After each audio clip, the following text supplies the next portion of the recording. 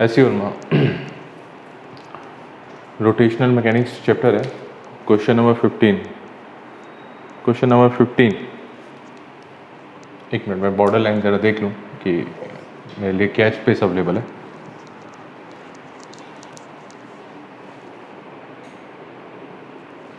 Okay, I have a little bit more space इस side.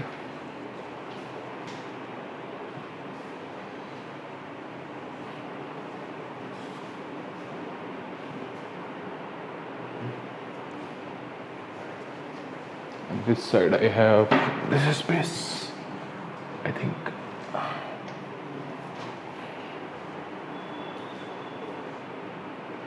Yes. Okay, question number 15, page number 196. Find the moment of inertia of a uniform square plate of mass m and h a about one of its diagonal. तो ये आपका एक square plate दे रखा है, mass m and h उसकी a दे रखी है। a is the h, this is the a, this is the a, this is the a, ठीक है। This is the mass m,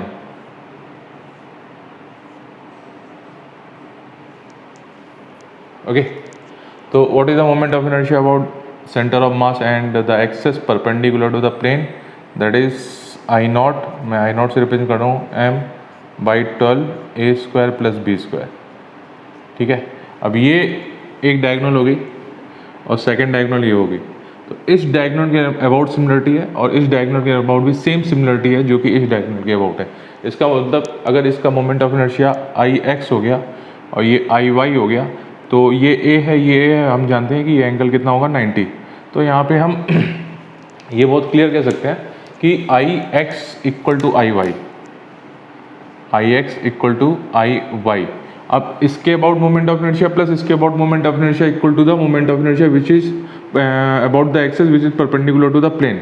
तो परपेंडिकुलर एक्सेस थ्योरम लगा सकते हैं। तो आई नॉट इक्वल टू कितना हो जाएगा, I naught equal to Ix plus Iy, ठीक है। तो यहाँ पे a इक्वल टू b है, तो ये कितना हो जाएगा m/6 a स्क्वायर, ये ट्वाइस a स्क्वायर हो जाएगा ना, because a equal to b। तो अभी कितना हो जाएगा, ये twice Ix equal to Iy भी है बाय द सिमिलरिटी। तो what is the Ix equal to m a square by 12। Let me check available है स्पेस एक बार, ओके। तो moment of inertia equal to Ia square by 12, ठीक है।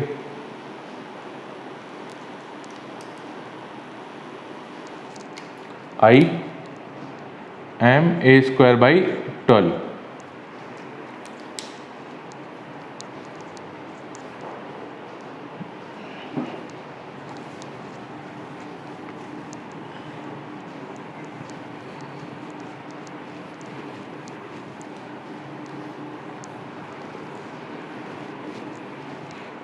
ठीक है। Question number 16, the surface density mass पर एरिया दे रखा है of a circular disc of radius a depend on the distance from the centre as given by a plus B r. Okay, एक disc दे रखी है, उसका जो सरफेस एरिया की डेंसिटी है वो डिपेंड करती है कि वो सेंटर से कितनी डिस्टेंस पे। तो जब r डिस्टेंस पे जाते हो तो यहाँ पे जो इस पॉइंट पे जो रिंग बन रही है वहाँ की जो डेंसिटी रो दे रखी है वो दे रखी है a plus B r, okay. तो उसका रेडियस दे रखा है उसने कैपिटल आर दे रखा है, या फिर आप ले लो कैपिटल आर दे रखा है, या कैपिटल आर दे रखा है क्या, रेडियस ए दे रखा है, ए, ओके, ए दे रखा है। तो उसने पूछा what is the moment of inertia. तो आप यहाँ से r डिस्टेंस पे गए और आपने r डिस्टेंस पे गए और आपने एक छोटा सर्किल काटा और उससे आप dr और आगे गए, तो यहाँ पे आ गया थिकनेस, dr की थिकनेस हो गई, dr की जो थिकनेस हो गई ये हो गया dr की थिकनेस हो गई जो। तो इस रिंग का एरिया कितना हो जाएगा, तो 2 pi r into D r, उसका जो डिफरेंशियल एरिया ए होगा that is the 2 pi are into D R. ठीक है, अगर आप इस ट्यूब को ऐसे काट लें और ऐसे सीधा कर लें तो क्या होगा, एक छोटा सा रेक्टेंगल बनेगा ना, जिसका ये थिकनेस होगी डी आर और ये लेंथ होगी आपकी 2 pi are.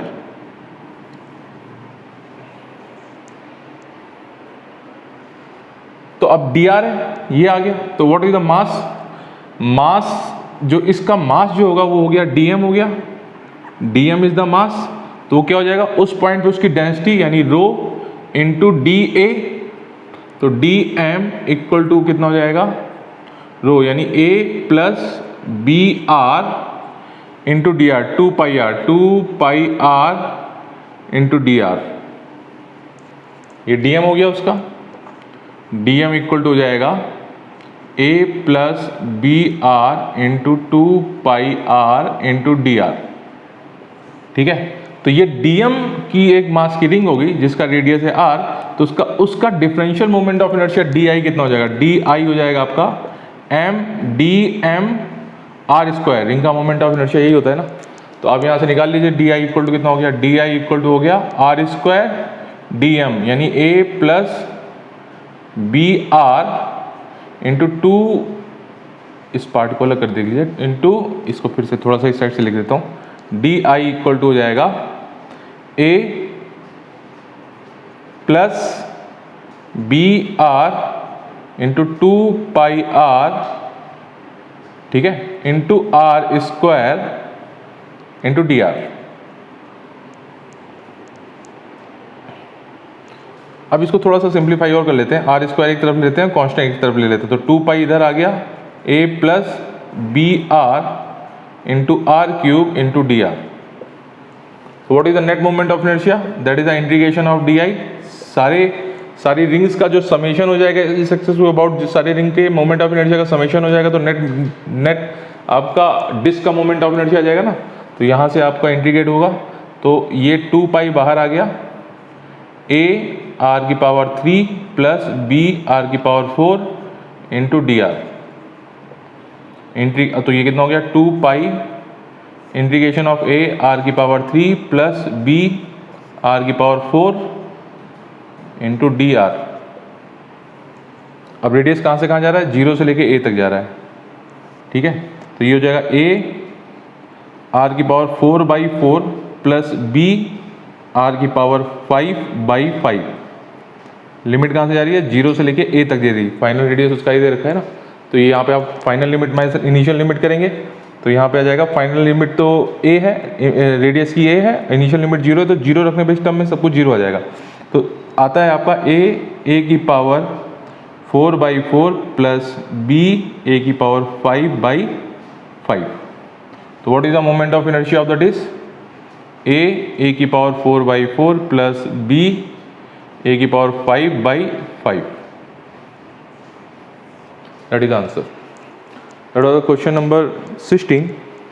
Question number 17।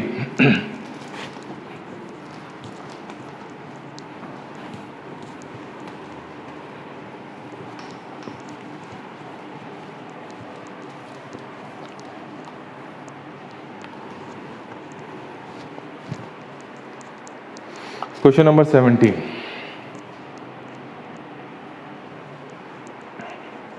A particle of mass m is projected with a speed of u at an angle theta with the horizontal. Find the torque of the weight of the particle about the point of projection when the particle is at the maximum height. तो okay, particle को project किया गया है यहाँ से, theta angle से project किया है, u की स्पीड से, थीटा एंगल से। ठीक है, तो यहाँ से स्पीड क्या हो गई इस side, u cos theta, and ये हो गई u sin थीटा। कह रहे जब पार्टिकल इस पॉइंट पर है, पार्टिकल जब इस पॉइंट पर है तो वेट जो उसका लग रहा होगा mg नीचे की तरफ लग रहा होगा ना, तो उसका पोजीशन वेक्टर r होगा, इसका पोजीशन वेक्टर r होगा। तो व्हाट इज r, तो ये हो गई रेंज r, टोटल रेंज हो गई r, this is the r/2 and this is the h। ठीक है, तो what is the range r, range R का फॉर्मूला होता है U square sine 2 theta by G. तो what is the R by 2, तो बाई 2 हो गया। तो ये हो गया आपका आर एक्स हो गया। तो this is the r x and what is the r y. R y इस केस में मैक्सिमम हाइट होगी क्या, आर वाई। तो आर वाई इक्वल टू कितना हो जाएगा, हाइट एच एंड उसका फॉर्मूला क्या हो गया, u square sine square theta by 2g। तो इसका पोजीशन वेक्टर क्या हो गया, पोजीशन वेक्टर हो गया आपका आर इक्वल टू हो गया R x I cap plus R Y J cap.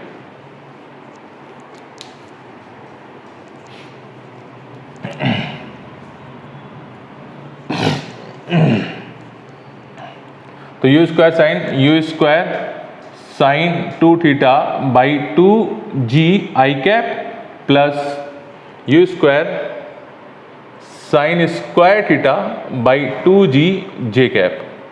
This is a position vector R, this is a position vector R. ठीक है,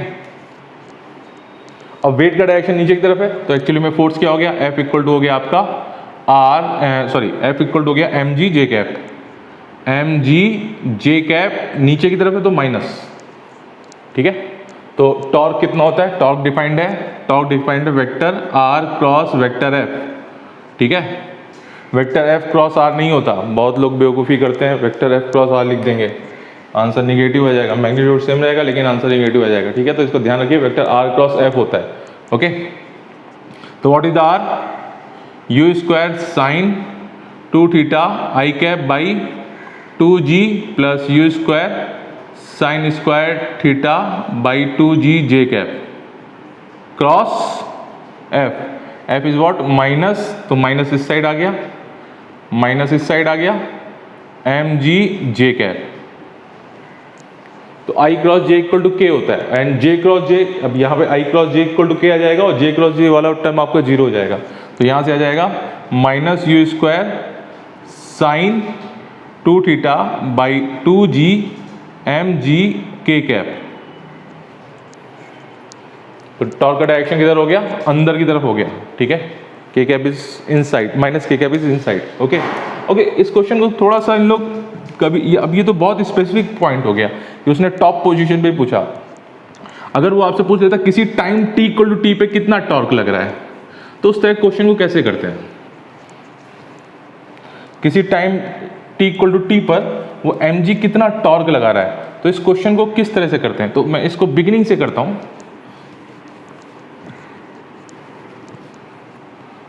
ये तो स्पेसिफिक क्वेश्चन हो गया सीओ में, लेकिन अगर मान लो कि थोड़ा सा उसको चेंज कर देता और बोलता कि प्रोजेक्टाइल मोशन इस तरह से है, और तो ऑफकोर्स यहाँ पे अगर u स्पीड से फायर किया गया एंगल थीटा है तो उसकी एक रेंज होगी, उसकी अपनी एक हाइट होगी। तो उसने अगर आपसे पूछा होता कि भाई बताइए मेरे को कि time t equal to t पर टॉर्क क्या होगा, तो मैंने मान लिया टाइम इक्वल टू टी एक जनरल पॉइंट हो गया, यहाँ पे कहीं पार्टिकल हो गया। mg का डायरेक्शन हर पॉइंट पे नीचे की तरफ होगा, तो फोर्स F इक्वल टू जो होगा, अगर वेक्टर फॉर्म में लिख रहे हो तो that is the minus mg j cap, नीचे की तरफ है ना। ठीक है, अब ये u है, हॉरिजॉन्टल स्पीड इसकी क्या हो गई, u cos थीटा, वर्टिकल इसकी स्पीड क्या हो गई, u sin थीटा। तो time t equal to t पर उसकी हॉरिजॉन्टल डिस्प्लेसमेंट कितना हो गया, at t equal to t, what is the RX equal to u cos theta into time t क्यों, क्योंकि हॉरिजॉन्टल वेलोसिटीज की जो रहेगी, वेलोसिटी का जो हॉरिजॉन्टल कंपोनेंट रहेगा वो कांस्टेंट रहेगा। क्यों, क्योंकि उस डायरेक्शन में कोई भी एक्सीलरेशन या रिटार्डेशन नहीं है, तो वो हमेशा कांस्टेंट रहेगा। तो ये जो RX आएगा दैट इज दिस।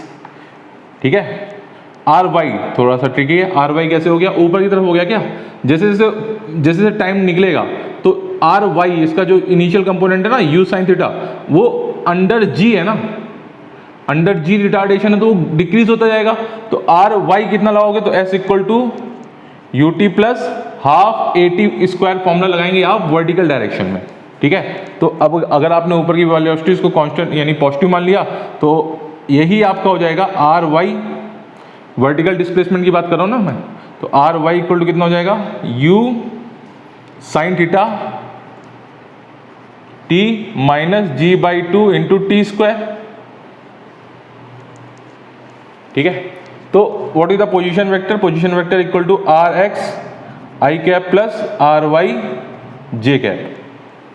ठीक है, तो that is the u cos theta I cap u cos theta t i cap plus u sine theta t minus g by two t square j cap. ठीक है, this is the position vector. ये किसी भी instant पे उसके position vector का time T पे dependent formula हो गया।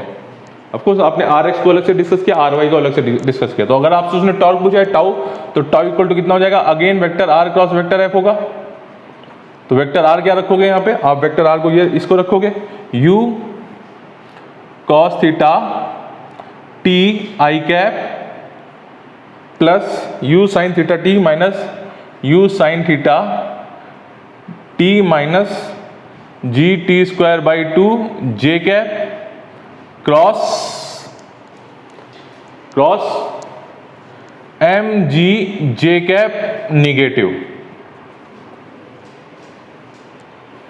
ठीक है, तो ऑफ कोर्स यहां पर ये एक वेरिएबल फंक्शन आ रहा था, थोड़ा सा कॉम्प्लिकेटेड आ रहा था, लेकिन उसके साथ जे कैप आ रहा था, तो जे क्रॉस जे जीरो हो जाएगा। आई क्रॉस जे कितना हो जाएगा आपका? माइनस के हो जाएगा। आई क्रॉस जे हो जाएगा के, तो यहां माइनस साइन लिखा हो तो कितना हो गया? U cos theta m g j cap.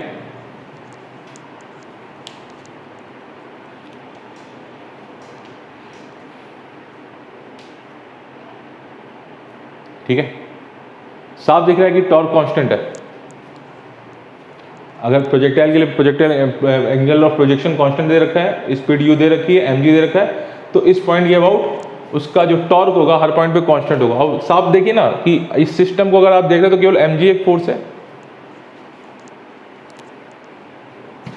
Into time T, नहीं कांस्टेंट नहीं बेटा, ये टाइम टी आया, सॉरी टाइम टी आ रहा है। तो टाइम टी के साथ साथ इसका ये वैल्यू बढ़ती जाएगी, ये टाइम टी भी आएगा ना, ये वाला टी भी आएगा। तो जैसे जैसे आप ये पार्टिकल, ऑफकोर्स ये आर भी बढ़ रहा था, तो कांस्टेंट नहीं है वो टी यहाँ का फंक्शन आ रहा है। तो जैसे जैसे टाइम बढ़ता जा रहा है, यू कॉस थीटा टी, ये टॉर्क भी बढ़ता जा रहा है पार्टिकल पर। और आपको वर्टिकल में देखना ही नहीं है, केवल हॉरिजेंटल में देखना है। पार्टिकल के ये प्रोजेक्शन आया, ये यहाँ पर आ जाता तो ये डिस्टेंस आर एक्स ले लेते, mg से मल्टीप्लाई कर देते। यहाँ पे आ जाता तो ये डिस्टेंस आर एक्स ले लेते, और ये आर एक्स डिस्टेंस क्या होता है? You cos theta into T तो होता है, you cos theta into T तो होता है, mg नीचे की तरफ है, हर पॉइंट पे mg नीचे की तरफ है। तो इसको आप डायरेक्ट भी सॉल्व कर सकते थे।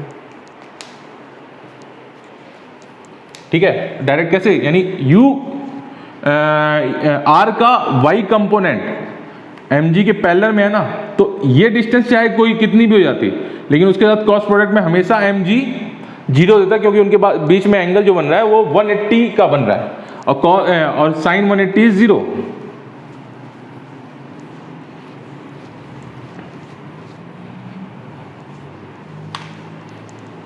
Sin 180 is 0.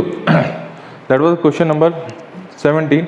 Question number 18. A simple pendulum of length L is pulled against pull aside to make an angle theta with the vertical. Find the magnitude of the torque of the weight W of the bob about the point of suspension.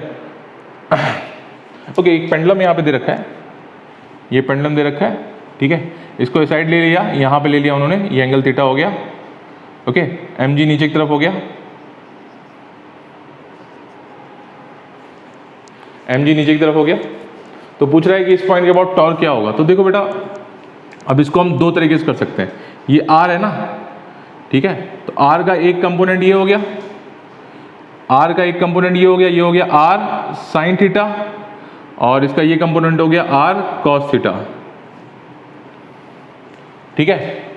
तो r cos theta component तो mg के direction में ही है, तो वो r cross f में ये वाला पार्ट इसको जीरो कर देगा mg, क्यों? उनका डायरेक्शन सेम है ना, ये भी j कैप है, ये भी j कैप है निगेटिव में, तो j क्रॉस j जीरो हो जाएगा, ये वाला पार्ट दे सकता है, ठीक है। तो अब इसमें क्या करोगे, mg डाउनवर्ड हो गया, और ये उसके परपेंडिकुलर डिस्टेंस हो गया r साइन थीटा। तो टॉर्क की मैग्नीट्यूड में तो डायरेक्ट लिख सकता हूँ r sine theta mg। Direction कैसे लिखोगे, r क्रॉस f लिखोगे ना, तो this the r this the f, r cross f k cap. Answer मैं डायरेक्ट भी लिख सकता हूं।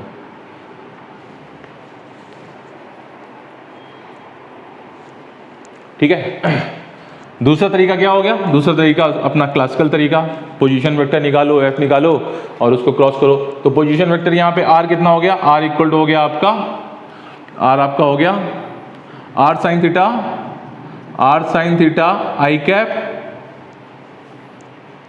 माइनस आर कॉस थीटा जे कैप। और इसको आपने क्रॉस कर दिया फोर्स एफ से, तो फोर्स एफ कितना हुआ? Minus M g j cap हुआ ना, तो माइनस इस साइड आ गया, minus M g j cap. तो जे कैप वाला जे कैप के साथ क्रॉस प्रोडक्ट करके जीरो दे देगा, लेकिन यहाँ पे इसके साथ आई क्रॉस जे के दे देगा, तो माइनस आर एम जी साइन थीटा के कैप। देखिए आंसर ऊपर ही वाला है। That was question number 18। Question number 19,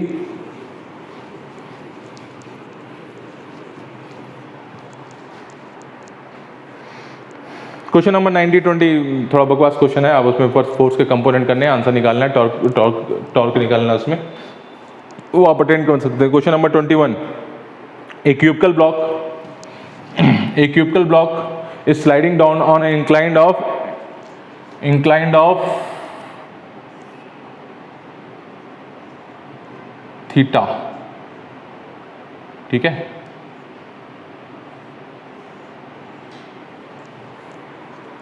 a cubical of mass m and as a is sliding down a rough inclined plane of inclination theta with the uniform speed। Find the torque of the normal force acting on the block about the center। तो बेटा यहाँ torque of the normal force पूछ रखा है ना, वो torque of the normal नहीं है, torque of the contact force होगा वहाँ पे। ठीक है, तो वहाँ पे करेक्शन है इसमें, एससीओ में बहुत ही कम ही करेक्शन होते हैं, लेकिन वहाँ पर है, आंसर मैच नहीं करता। और दूसरी बात यह है कि इस पॉइंट ये अबाउट निकाला है, तो इस ब्लॉक को मैं यहाँ पे एक बड़े फ्रेम में ड्रॉ कर लेता हूँ। ये उसका सेंटर हो गया ना। अब नॉर्मल फोर्स तो इसी सेंटर से जाएगा ना, normal force is what? Perpendicular to the contact surface. तो कॉन्टैक्ट सरफेस ये हो गया, उसके परपेंडिकुलर this is the normal force. अब वो उसके सेंटर जाएगा तो ये जीरो टॉर्क दे देगा, तो ये यानी एकदम से वैसा क्वेश्चन हो जाता है। कैसा? देखा हुआ आंसर दे दिया, सिंपल एकदम है, तो वहां से आंसर नहीं मैच कर रहा। यहाँ पे कॉन्टैक्ट फोर्स क्या होता है? तो कॉन्टैक्ट फोर्स क्या होगा? देखिए ये कांस्टेंट स्पीड से आ रहा है, तो एम जी नीचे की तरफ हो गया क्या, और ये थीटा हो गया, तो ये एंगल थीटा हो गया, तो ये कितना हो जाएगा? एम जी कॉस थीटा, और ये हो जाएगा M G sine theta. M g नीचे की तरफ हो गया, तो ये हो गया एम जी कॉस थीटा, ये हो गया एम जी साइन थीटा। ठीक है, इस पे लगने वाले फोर्सेस हो गए। ओके,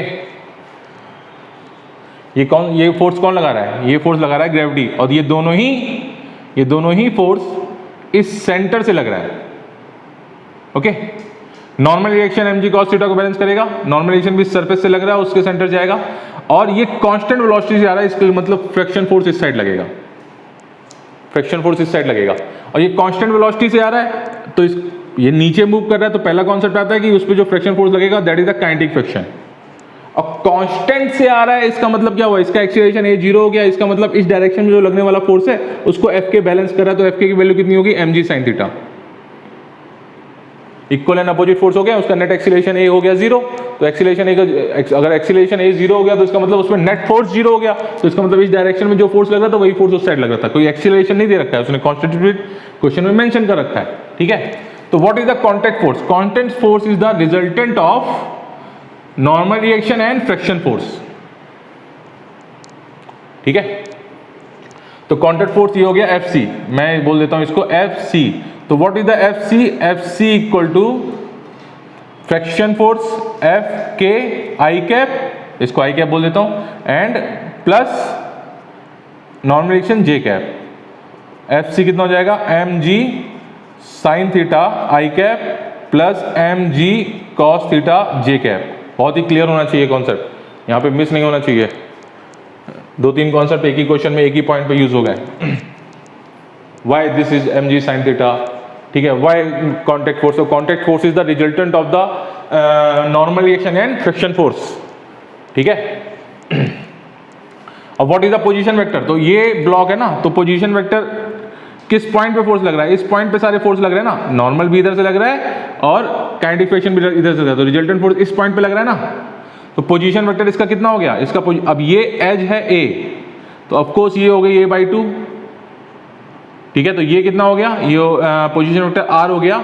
आपने इसको माना है जे कैप, इसको माना है आई कैप, इसको माना है जे कैप। देखो बेटा एक्सेस लेने के लिए ऐसा नहीं कि आई और जे हमेशा वर्टिकल होते हैं, this all depend on the observer. हम अगर एक्सेस इस तरह से है, अगर मैं अपने सर को यूं टेढ़ा कर लूंगा तो क्या हो जाएगा, एक्सेस भी तो टिल्टेड हो जाएगी थीटा एंगल से, ठीक है। तो इस केस में what is the position vector, ये किस डायरेक्शन में, इस डायरेक्शन में क्या, माइनस जे कैप में, तो position vector r equal to हो गया आपका -a/2 J cap.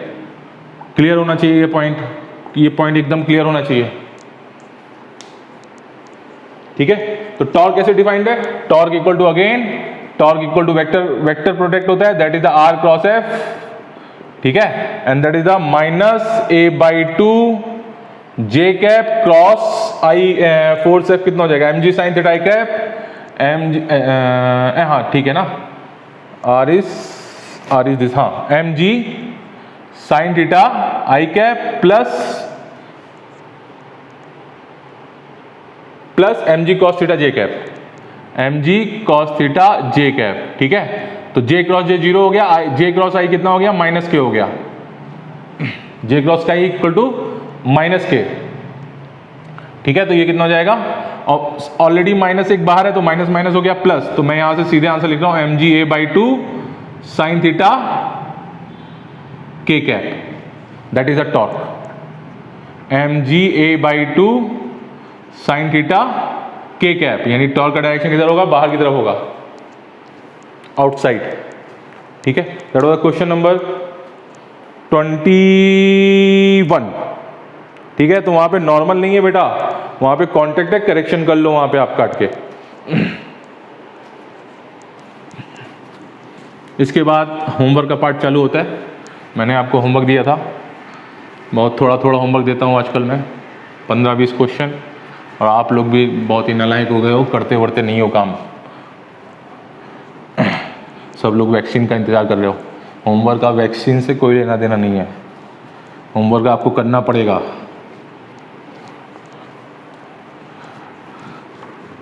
Okay, JEE देना है इस 2021 में जेई देना है आपको। क्वेश्चन नंबर 22 से लेके मैंने आपको होमवर्क दिया था, कहाँ तक दिया था मुझे याद नहीं आ रहा, शायद मैंने 35 तक दिया था, ठीक है।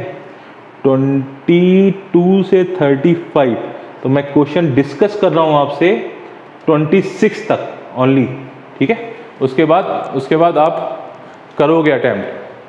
फिजिक्स के क्वेश्चन, फिजिक्स उसी की अच्छी होती है जो उसे सबसे पहले करता है और फिर उसके बाद डाउट क्लियर करता है, वो सही तरीका है फिजिक्स करने का, ठीक है। केवल टीचर के भरोसे मत बैठिए, आप खुद अटेम्प्ट करेंगे तो आपको पता चलेगा कि आप गलती कहाँ कर रहे हो, और गलती करोगे, शुरू में गलती करते हैं, तो ये ऐसा सब्जेक्ट है जिसको आप जब तक अपना टाइम नहीं देंगे ये आपको मार्क्स रिटर्न में नहीं देगा, और बहुत ही इंटरेस्टिंग सब्जेक्ट है। A rod of mass m of length L lying horizontally in a free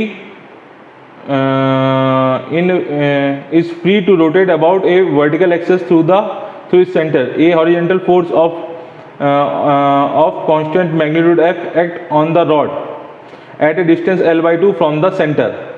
The force is always perpendicular to the rod. Find the angular rotation by the rod during the find the angle rotated by the rod during the time t after the motion start. अरे यार बेकार सवाल है, एकदम घटिया सवाल है। ठीक है, आपने किया नहीं है, मैं कर देता हूँ। एक रॉड है, मास m लेंथ l, मास m लेंथ l, ठीक है। इसकी लेंथ l हो गई, तो यहाँ से सेंटर, अब यहाँ से इस साइड नीचे कितनी लेंथ हुई, लेंथ हुई आपकी L/2, तो यहाँ से नीचे की तरफ लेंथ कितनी हुई L/4, ठीक है। तो what is the torque tau, tau equal to r cross f, मैं यहाँ पे केवल मैग्नीट्यूड की बात कर रहा हूँ, तो ये हो जाएगा L/2 इंटू एफ। वो कह रहा है कि ये फोर्स एफ जो है ना वो हमेशा, ऐसा नहीं कि रॉड घूम भी रही है और फोर्स इसी डायरेक्शन में लगा हुआ है, मैग्नीट्यूड कांस्टेंट बोला है, डायरेक्शन के बारे में कुछ नहीं बोला है। और डायरेक्शन को उसने अगली लाइन में वहाँ पे बोल रखा है तुमसे कि भैया ऐसा है कि वो फोर्स हमेशा उस रॉड के परपेंडिकुलर है। तो इसका मतलब जैसे ही रॉड ऐसे हो गया ना, टेढ़ा हो गया, फोर्स भी अपना डायरेक्शन ऐसे टेढ़ा कर लेगा यूं, ठीक है। तो ये चीज मैं ड्रॉ नहीं कर रहा हूं, वो अंडरस्टूड होनी चाहिए क्वेश्चन पढ़ के। आप इतने इंटेलिजेंट हो आप इतने इंटेलिजेंट, मुझे पता है, ठीक है। उसने वहां पे बोल रखा है तो उसको बार बार दोहराने की जरूरत नहीं है। तो what is the torque? L/2 F। तो this is the net torque हो गया, ये नेट टॉर्क हो गया L/2 इंटू एफ। तो ये टॉर्क उस रॉड को रोटेट करता है, ठीक है। तो टाउ इक्वल टू कितना हो गया? Tau equal to I into alpha, moment of inertia. अब what is the moment of inertia of rod about this axis? mL²/12। तो ये हो जाएगा LF/2 equal to mL²/12 into alpha.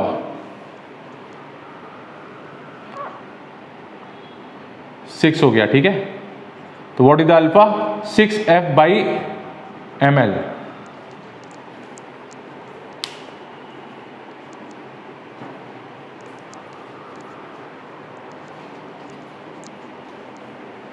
Okay तो अभी यहां से पूछा उसने आपसे कि एंगुलर डिस्प्लेसमेंट कैसे हुआ, तो थीटा इक्वल टू क्या?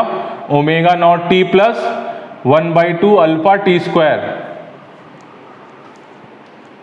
अल्फा कांस्टेंट है ना, alpha constant, sorry alpha constant है, तो आप ये डायरेक्ट ये फॉर्मूला लगा सकते हैं, ठीक है। तो ये हो गया, तो थीटा इक्वल टू कितना हो जाएगा? इनिशियल ओमेगा उसने क्या देखा, रेस्ट बोल रखा है तो जीरो हो गया, तो 1/2 alpha 6F/mL into t square. तो थीटा इक्वल टू कितना हो गया? 3F/mL इंटू टी स्क्वायर, ठीक है। एक मिनट दीजिए मुझे, नोट कीजिए इस क्वेश्चन को।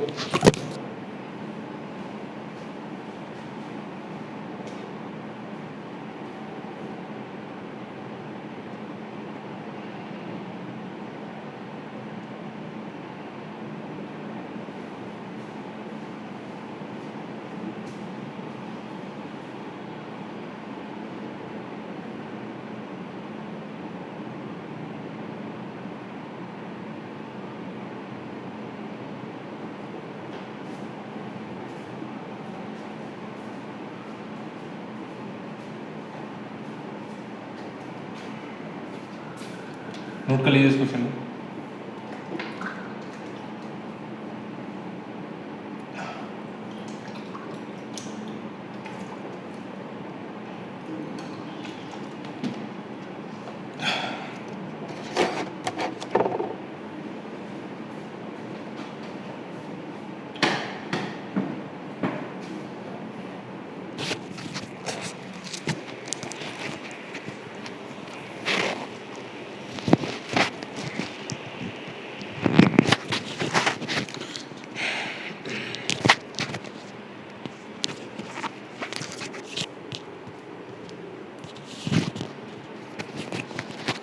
क्वेश्चन नंबर कौन सा क्वेश्चन था भाई ये क्वेश्चन था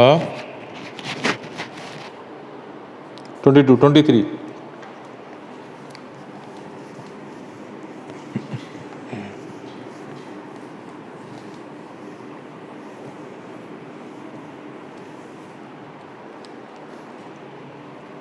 क्वेश्चन नंबर 23।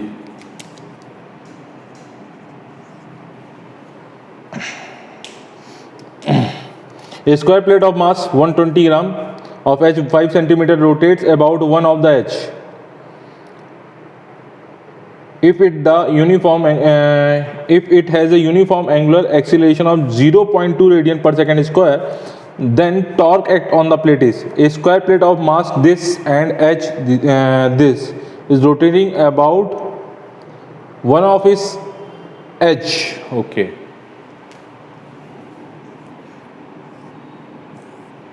ये प्लेट है तो इसके एक एच के अबाउट वो रोटेट कर रही है।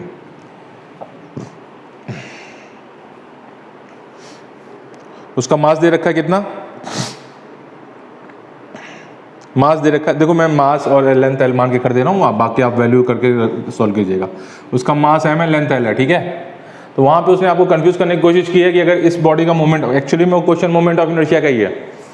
तो मैंने आपसे बताया था कि इस तरह की अगर ज्योमेट्री हो और उसकी कोई एक्सेस ज्योमेट्री या कोई डायमेंशन एक्सेस ऑफ रोटेशन के पैरेलल हो तो आप उसे जीरो कंसीडर कर सकते हो। तो अगर आप जीरो कंसीडर कर दोगे तो क्या हो जाएगा, वो एक रॉड बन जाएगी क्या, लेंथ एल मास एम की। तो लेंथ एम मास एम की अगर रॉड है और उसके एक एक्सेस के अबाउट रोटेट करेगी तो उसका मोमेंट ऑफ इनर्शिया हो जाएगा एम एल स्क्वायर बाई 3। ठीक है, तो what is the moment of inertia this plate is m l square by 3। I आ गया मोमेंट ऑफ इनर्शिया। ठीक है, अब वो रोटेट करिए कांस्टेंट एक्सीलरेशन अल्फा से, अल्फा गिवन है वहाँ पे, टॉर्क पूछा है तो tau equal to I alpha, तो m l square by 3 into alpha. बेकार क्वेश्चन, एकदम घटिया, कुछ करना नहीं था, टाइम बर्बाद हो गया। बस कॉन्सेप्ट क्या था इसमें, ये वाला कॉन्सेप्ट था, मैं आपको थ्योरी में बता चुका हूँ, वो हमने अच्छे से इसमें काम किया था। That was the question number 23 था। Okay, calculate the torque on the square plate of the previous problem if the rotate about its diagonal with the same angular acceleration। फिर से यार वही बात, इसके अबाउट रोटेट करिए, डायगोनल के about rotate करिए, तो उसका मास m हो गया, लेंथ l हो गया। ठीक है, तो अगर ये होता तो इसके अबाउट मोमेंट ऑफ इनर्शिया क्या हो जाता, एम ए स्क्वायर बाई 6 आया था क्या, सबसे पहला क्वेश्चन हमने ये किया था। तो m a square by 6 equal to I x plus I y, perpendicular axis theorem से। तो because of I x I y के अबाउट सिमिट्री, तो दोनों के about moment of inertia same रहेगा, तो twice I x equal to कितना हो जाएगा, एम ए स्क्वायर बाई 6, तो आई एक्स इक्वल टू हो जाएगा M a square by 12।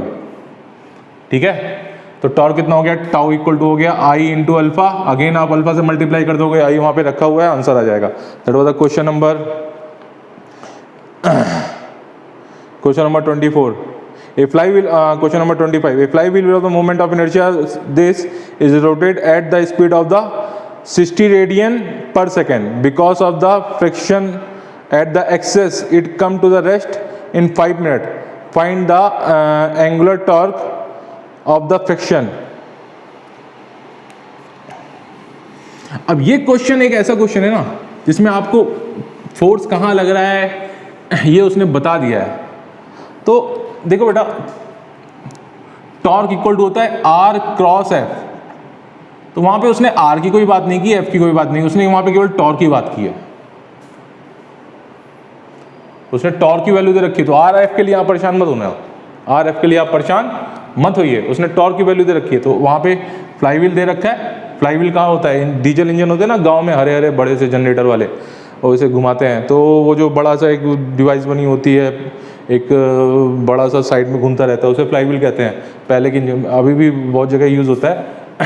Actually में इसका नए कॉन्सेप्ट में कई जगह एनर्जी भी इसमें स्टोर की जाती है, फ्लाईव्हील जनरेटर कहते हैं उसे, अंडर रिसर्च है। उसके एक्सेस पे जो फ्रिक्शन है वगैरह बहुत कम कर देते हैं, उसको घुमा के छोड़ देते हैं, तो वो बहुत लंबे टाइम तक घूमता रहता है, उसमें एक अच्छी खासी energy, rotational kinetic energy store होती है। ठीक है, छोड़ो वो टॉपिक छोड़ो, इसमें आओ। ये घूम रहा है, ठीक है, ए फ्लाईव्हील मोमेंट ऑफ इनर्शिया, उसका आई दे रखा है उसने क्वेश्चन में, कुछ रेडियस नहीं दे रखा, सीधे वैल्यू दे रखी, आई गिवन है तुम्हें। Moment of inertia this rotating A speed of the 60 radian per second, तो उसने ओमेगा इनिशियल दे रखा है आपको 60 रेडियन पर सेकंड।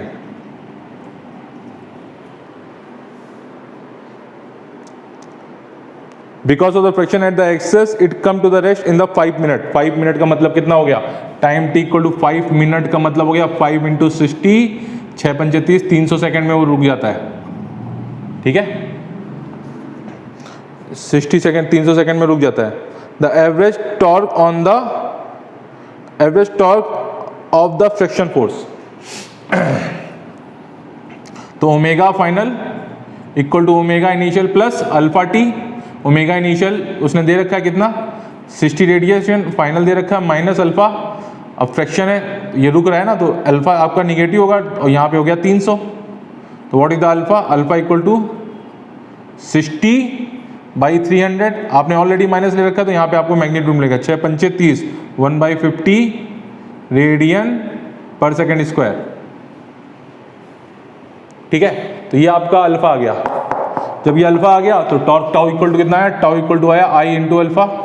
तो टॉर्क उसने दे रखा है, पूछा है, फ्रैक्शन टॉर्क पूछा है उसने, सॉरी पूछा है, तो टॉर्क इक्वल टू हो जाएगा आई अल्फा। तो मोमेंट ऑफ इनर्शिया उसने गिवन है यहाँ पे, आई नॉट कितना गिवन है, आई नॉट गिवन है आपको 5 kg metre square, 5 kg metre square. तो 5 इंटू 1/50 क्या हो जाएगा, ये डायमेंशन इसका न्यूटन मीटर। उसका बी पार्ट क्या बोल रहा है, बी पार्ट उसका बोल रहा है the total work done by the friction force. तो total work done by the friction force,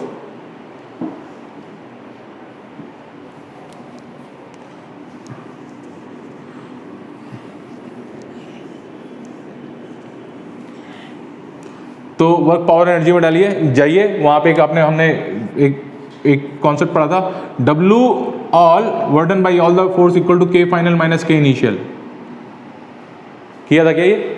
ठीक है, तो W ऑल में क्या था, external force plus conservative force plus non conservative force. तो कंजर्वेटिव फोर्स यहाँ पे कितना हुआ, mg हो गया, क्या mg हो गया, और mg तो कोई डिस्प्लेसमेंट नहीं कर रहा है, तो वर्डन बाई mg, तो वर्डन बाई mg हो गया 0। नॉन कंजर्वेटिव फोर्स क्या हो गया, इसके एक्सेस पे जो फोर्स फ्रैक्शन फोर्स लग रहा है ना, काइनेटिक फ्रिक्शन, जिसको एक निगेटिव टॉर्क दे रहा था, that is the वर्डन by the non conservative force NC। ठीक है, एक्सटर्नल फोर्स नहीं, कोई एक्सटर्नल फोर्स नहीं था, वो घूम रहा था, कोई किसी ने उसको टच नहीं किया, बाहर से कहीं से उसने टच नहीं किया, तो work done by the external force is 0। ठीक है, हाफ आई,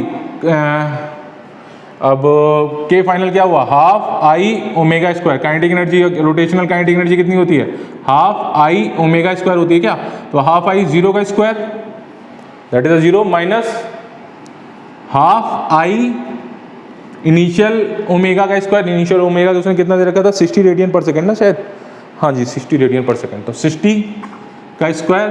तो work done by the friction force equal to कितना हो जाएगा, -1/2 मोमेंट ऑफ इनर्शिया कितना दे रखा था उसने,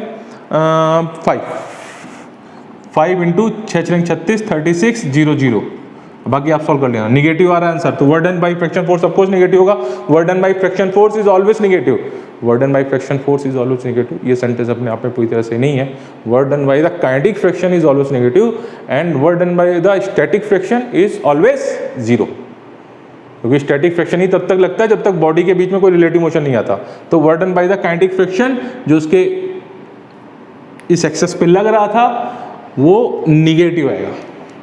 ओके, साइन का ध्यान रखिएगा बेटा, इन्हीं साइंस पे वो खेलते हैं, क्वेश्चन 1 2 इस पे इस तरह से जरूर कॉन्सेप्ट बनता है जिससे वो आपको फंसा के आप प्लस का माइनस, माइनस का प्लस करके क्वेश्चन गलत कर सकते हैं। तो कॉन्सेप्ट एक लेयर बाई एक लेयर तैयार होती है, तो उस हिसाब से आप उसको करते जाइए। सी पार्ट पुट है, the angular momentum of the wheel 1 minute before it just stop. तो कितने मिनट में वो रुकी थी, बताया था क्या, कितने मिनट में रुकी, 5 मिनट में रुकी। तो 5 तो 4 मिनट को अगर सेकंड में कन्वर्ट किया तो कितना हुआ, 4 इंटू 60, 6 चौके 240 सेकंड। तो omega final equal to what, omega initial plus alpha t, alpha हम पहले निकाल चुके हैं, वहां पे अल्फा निकाल चुके थे ना। ठीक है, तो omega final equal to omega initial, what is the omega initial, omega initial is 60 radian per second, तो 60 माइनस अल्फा, अब मैंने वो रब कर दिया, आप बैक जाके देख लीजिए, अल्फा इंटू 240, शायद 1/60 आया था, पता नहीं 1/60 आया था, शायद 1/60 आया था। ठीक है, 6 चौके 24, तो शायद 1/60 आया था अल्फा, आप देख लीजिएगा बैक जाके। तो यहाँ से ओमेगा फाइनल आ गया क्या, ठीक है, अल्फा देख के लीजिएगा, वैल्यू पुट कर दीजिएगा, आपको ओमेगा फाइनल मिल जाएगा, वहाँ से ओमेगा फाइनल आ गया। तो ओमेगा फाइनल यहाँ पे आ गया, तो what is the moment of angular momentum, L I into omega, I दे रखा उसने 5, ओमेगा की वैल्यू आपने यहाँ पुट कर दी, आंसर आ जाएगा। That was the question number 26। Because of the friction between the water and the water in ocean with the earth surface, the rotational kinetic energy of the earth is continuously decreasing. If the earth angular speed decreases by 0.0016 radian per day, in 100 years, find the average torque on the average torque of the friction on the earth. Radius of the earth is 6400 kilometre and its mass is 6.0 into 10 की power 34. बहुत ही simple question, बहुत ही wide सा लगता है वो, लेकिन है वो बहुत ही सिंपल.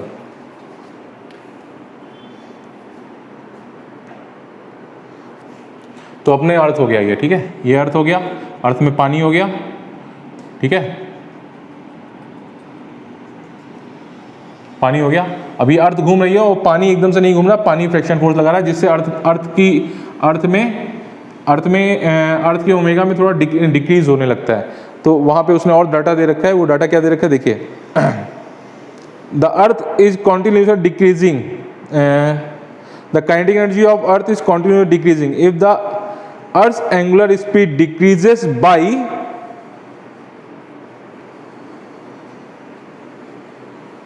0.0016 radian per second. एक दिन में यानी मॉर्निंग हुआ तो मॉर्निंग को अगर ओमेगा नॉट था तो इवनिंग में omega naught minus 0.0016 radian per second की स्पीड हो जाती है.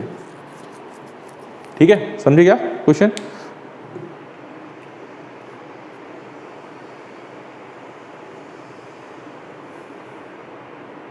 Decreases by this radian per second in 100 years. In 100 years. तो अगर इसे टाइम से फिर से डिवाइड कर दोगे, किससे? 100 से डिवाइड कर दो, 100 years से, तो ये क्या हो जाएगा? रिटार्डेशन हो जाएगा क्या? अल्फा. ठीक है, रिटार्डेशन हो गया ये alpha.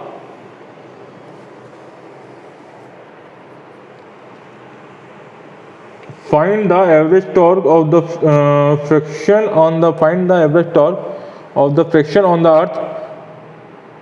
earth. Radius of the earth is given to you 6400 kilometer and its mass is 6 into 10 की पावर 34 किलोग्राम.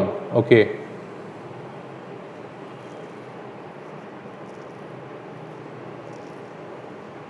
ओके,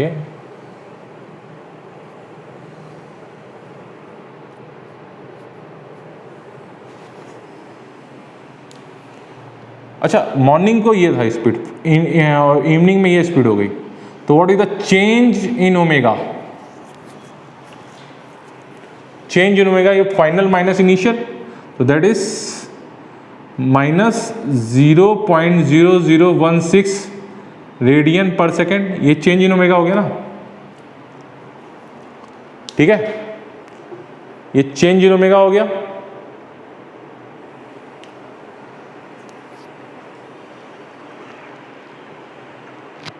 तो अल्फा क्या हो जाएगा इसमें? अल्फा इक्वल टू हो जाएगा आपका delta omega by time T. 100 years में हो रहा है, तो कि 1 मिनट जरा कैलकुलेट करने दीजिए मुझे. This radian per second,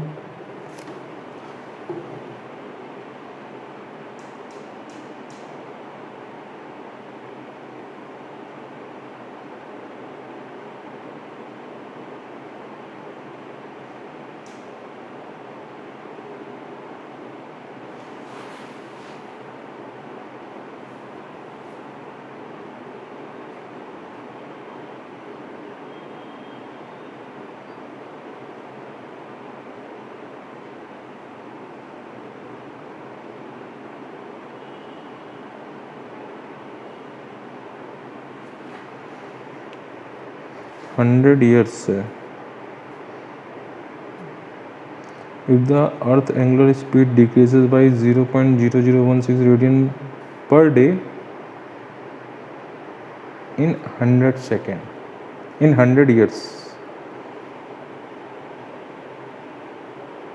per day in 100 years.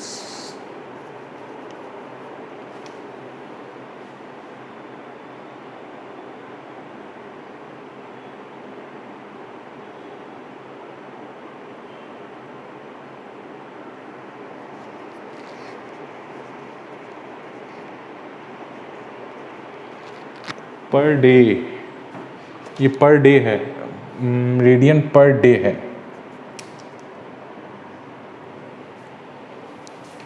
तो डेल्टा ओमेगा कितना आ गया? डेल्टा ओमेगा आ गया आपका 0.0016 रेडियन पर डे। तो 24 इंटू 60 इंटू 60, ये क्या हो गया? ये हो गया delta omega 0.0016 radian per second. पर सेकेंड के लिए हो गया 24 इंटू 3600 पर सेकेंड। ओके,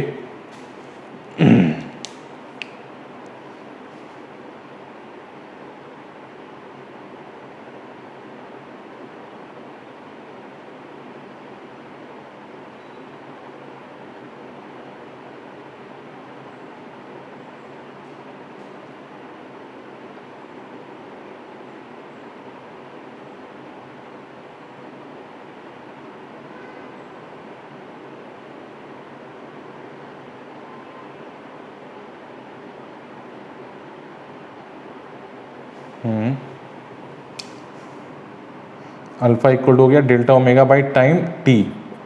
अब 100 ईयर में वो डिक्रीज हो रहा है, तो ये वैल्यू आ गया 0.0016 by 24 into 3600 into time T. 100 years में हो गया 1/100। अब एक ईयर में होते 365 दिन, ये टोटल डेज हो गया, इंटू एक दिन में होते हैं 24 घंटे, और 24 घंटे में जो एक घंटे में जो मिनट सेकंड्स होते हैं वो 3600 हो गया। That is the alpha. ठीक है, अब उसका मास m दे रखा है, रेडियस r दे रखा है। तो अर्थ है सॉलिड, तो उसका मोमेंट ऑफ इनर्शिया कितना हो गया? 2/5 mr²। तो 2/5 मास कितना दे रखा है उसका? मास दे रखा है उसका 6 into 10⁻24 kg। 6 into 10⁻24 kg। Radius दे रखा है 6400 किलोमीटर दे रखा है, तो इसको 10⁻3 मीटर्स में कन्वर्ट कर देंगे, ये हो जाएगा। तो नेट टॉर्क कितना हो जाएगा? टॉ इक्वल टू हो जाएगा आई इंटू अल्फा। तो ये वैल्यू जो आ रही है और ये जो अल्फा आ रहा है, इन दोनों को मल्टीप्लाई कर देंगे, तो that is the torque, fractional torque apply by the water on the earth. Question number 27, a wheel rotates at a speed of the 600 rpm per minute. About its axis is brought to rest by applying a constant torque of the for 10 seconds. Find the angular deceleration and the angular velocity 5 seconds after the application of the torque. Brought to the rest in the 10 seconds. तो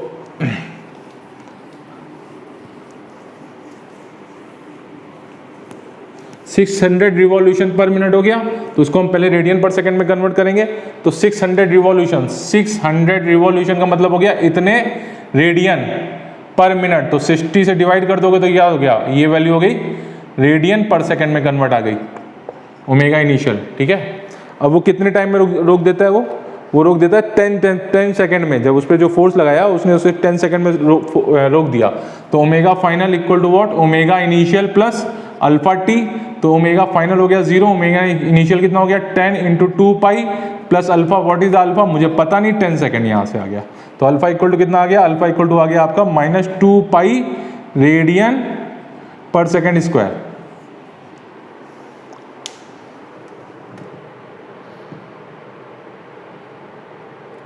find the angular displacement and the angular velocity after 5 second. Angular displacement आपका आ गया, angular velocity after 5 second, तो ये आ जा रहा है, ये वैल्यू आ गई आपकी omega final equal to omega initial plus alpha t. फिर से इस फॉर्मूले का यूज करेंगे। ओमेगा फाइनल, ओमेगा इनिशियल कितना है आपका? ओमेगा इनिशियल है आपका 60 into 20 pi, 20 pi minus alpha. What is the alpha? This is the alpha 2 pi T into 5, तो ये हो गया 10। तो ओमेगा फाइनल इक्वल टू कितना हो गया? 20 पाई माइनस 10 पाई, तो ये हो जाएगा 10 पाई रेडियन पर सेकेंड। चलिए आगे क्वेश्चन कीजिएगा। ये मैंने कर दिया 27 कर दिया, 28 से लेके 35 तक आपको करना है।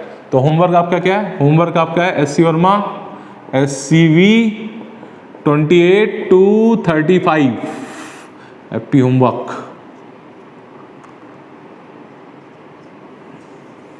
करने का है, टाइम पास मत कीजिए। चलिए बाय।